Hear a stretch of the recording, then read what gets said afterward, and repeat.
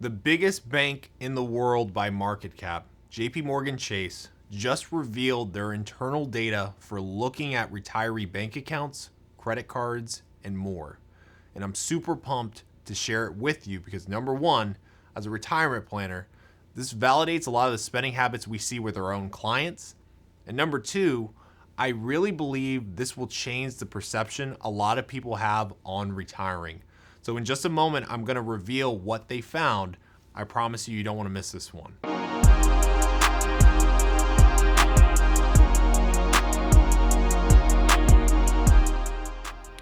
Welcome back, guys. If it's your first time here, my name is John Boyd. I'm a certified financial planner and I'm the founder of MDRN Wealth, where we specialize in helping folks just like you retire early.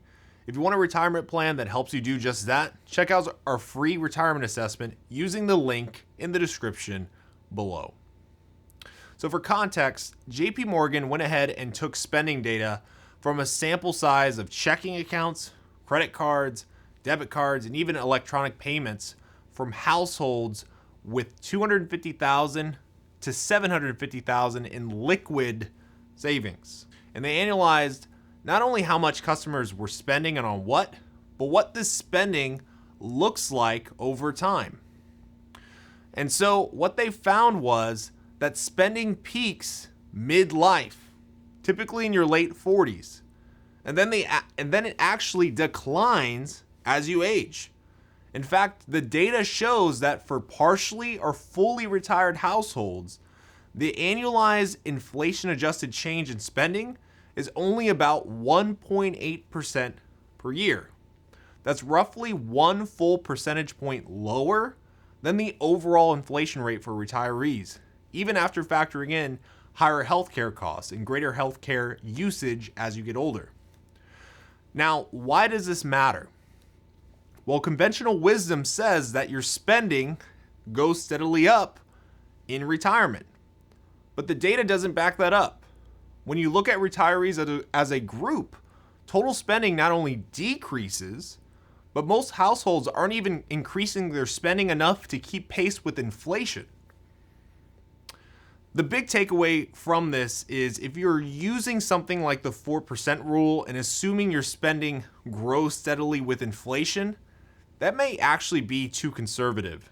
The reality is that most retirees spend less, not more, over time.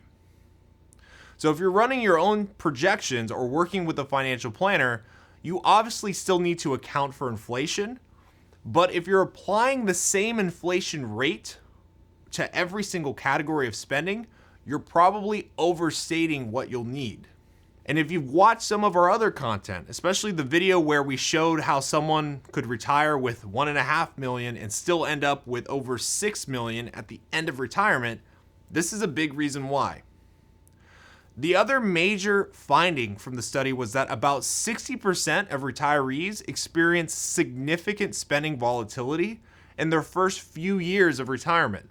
So not only does total spending trend downward over time, but it's also bumpy early on. So what they did to find this out was they categorized retirees into 6 different spending groups based on how their spending changed in the first few years of retirement. First, you have what they call steady eddies. These are the folks who kept their spending within about 20% of their benchmark for each of the first 3 years after retirement. Then you have upshifters who increase their spending by more than 20% each of those 3 years, and downshifters who did the opposite. Their spending dropped by more than 20% each year. Next, there are temporary upshifters whose spending spiked by more than 20% in 1 or 2 of those years, and then temporary downshifters whose spending fell by more than 20% or 1 or 2 years. And then the final category, you've got roller coasters. Retirees whose spending rose and fell by more than 20% across those early retirement years. Now here's what's interesting. The study found that about 60% of households, especially early in retirement, fell into one of those volatile spending categories: the temporary upshifters, temporary downshifters, and then the roller coaster category. And this is exactly why when we build a retirement income plan, we use something called a guardrails income plan. It's designed specifically to handle this kind of real-world spending volatility, where spending isn't perfectly steady, but with a guardrails plan, your withdrawals can flex up or down within a safe range depending on how the market and your spending behave year to year. It gives you confidence to spend early in retirement while still protecting your long-term sustainability. This is exactly the kind of dynamic planning approach we use in our free retirement assessment, which you can check out through the link in the description below. So what's the lesson here? If you're building a retirement plan or a spending budget, especially for the first few years, the data shows your spending will probably not match to that nice clean number that you planned for. If you told yourself you'd spend, let's say, $7,000 a month, the odds are you'll be spending well above that or well below that or even both as you settle into retirement. And the key point here is that it's totally normal. The study doesn't suggest this is unhealthy or irresponsible. It's just the reality of retiring.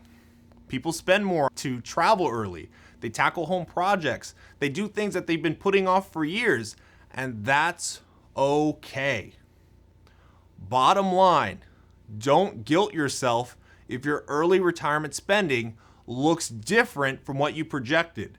The data says it's normal. I've said this before, but this is also why I take issue with so many retirement planning tools, because they assume everything is linear. Real life spending doesn't work like that. Spending in retirement is messy, dynamic, and it's human. One final point. That volatility doesn't just happen early on. The study found that while it's most pronounced in the first few years of retirement, spending volatility actually persists all throughout retirement, even among retirees well into their 70s and 80s. Now let's take a look at this chart. This is probably the most eye-opening part of this study. What you're seeing here is that spending volatility doesn't disappear, even decades into retirement. On the left side, you've got retirees right at the start of retirement, and then about 6 and 10 fall into one of those volatile spending categories that we just talked about, the temporary upshifters, downshifters, or roller coasters. Fewer than 2 and 10 are what the study calls steady eddies, people whose spending stays fairly consistent from year to year. But look at the chart at the right side, retirees in their 70s and 80s. Things do start to settle down a bit. About a third, 34%, now fall into that steady eddy group, meaning spending becomes more predictable as time goes on. Still, volatility doesn't go away entirely. Even later in life, half of retirees continue to experience noticeable swings in spending from year to year. And again, that's not necessarily a bad thing. It's just life. Priorities shift. Health costs vary. Family needs change. Real world spending never moves in a straight line, no matter how you try and model this out in whatever planning tool you use. So as you're building or reviewing your retirement plan, give yourself the flexibility to handle that natural ebb and flow. Because even if you become more of a steady eddy over time, the data makes one thing clear. Spending volatility never completely disappears. So with all this data, what are the key takeaways? First, retirement spending doesn't rise in a straight line. It actually tends to decline over time. The average retiree only increases spending by about 1.8% per year, which is below the overall inflation rate, even after factoring in higher healthcare costs. And yes, inflation absolutely needs to be planned for, but we don't want to overweight that risk either. What really matters is how your spending actually behaves over time. And the data shows that most retirees aren't automatically increasing their spending every year with inflation. In fact, Many are spending less in real terms as they age. Second, spending volatility is normal, especially early in retirement. About 60% of households will see their spending swing up or down by 20% or more, and even decades later, roughly half of retirees still experience those fluctuations. Third, retirement itself is dynamic. The way you spend, the way you live, and what you prioritize changes over time. You might spend more on travel and experiences early on, slow down later, and face higher healthcare costs in your later years. And that's not poor planning. That's just life. The big takeaway is this: your retirement plan should be flexible, not rigid. Build a plan that adjusts with you, not one that locks you into an assumption that doesn't really reflect reality.